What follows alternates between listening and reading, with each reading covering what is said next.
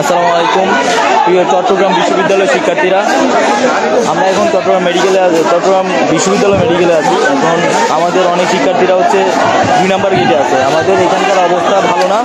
আমাদের এই চট্টগ্রাম বিশ্ববিদ্যালয়ের যে জোবরা গ্রাম আছে, সেই এলাকাবাসী আমাদের শিক্ষার্থীদের উপর অতর্কিত হামলা করেছে এবং আমাদের প্রায় 10-15-20 জন অলরেডি আহত, আরও অনেকে আশঙ্কাজনক আছে। আর এখন যেটা আমাদের হেল্প লাগবে, যারা চট্টগ্রাম বিশ্ববিদ্যালয়ের শিক্ষার্থীরা আছেন চট্টগ্রাম ক্যাম্পাসে এবং আশেপাশে যারা আছেন সবাই ক্যাম্পাসে আসেন।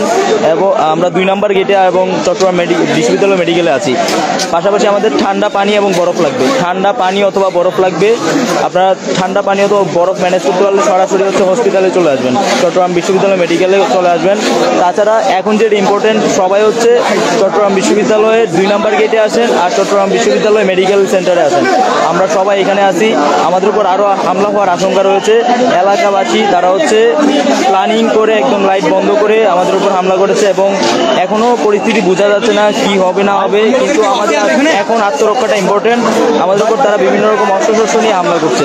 তো চট্টগ্রাম বিশ্ববিদ্যালয়ে যারা আছেন দ্রুত সময়ের মধ্যে আপনারা চট্টগ্রাম বিশ্ববিদ্যালয় মেডিকেল সেন্টারে এবং 2 নম্বর গেটে আছেন। আমাদের এখানে অনেক ভাইরা আহত হয়েছে, অনেকে হচ্ছে পানি দরকার এবং হচ্ছে আমাদের বরফ দরকার। পানি, বরফ এবং পরিবহন দরকার। আমাদের এখানে পরিবহনের সংকট আছে, পানি দরকার, বরফ দরকার। আর কেউ যদি উপর মহলে যোগাযোগ করতে পারেন।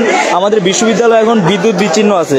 আমাদের বিশ্ববিদ্যালয়ে বিদ্যুৎ নাই। বিদ্যুতের জন্য হচ্ছে আমরা পুরা ক্যাম্পাস অন্ধকার। এখানে হচ্ছে যে কোনো কিছু হইতে পারে এখন। তো আপনারা প্রত্যেকের জায়গা থেকে এগিয়ে আসুন এবং আমাদের বিশ্ববিদ্যালয়ে যারা শিক্ষার্থী আছেন সবাই আসেন।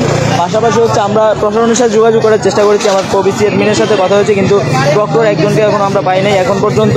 আমি পুলিশের সাথে কথা বলেছি হাটাজারি থানায়, কিন্তু পুলিশ রেসপন্স করে নাই। তো দ্রুত সময়ের মধ্যে পরিস্থিতি নিয়ন্ত্রণটা ইম্পর্টেন্ট।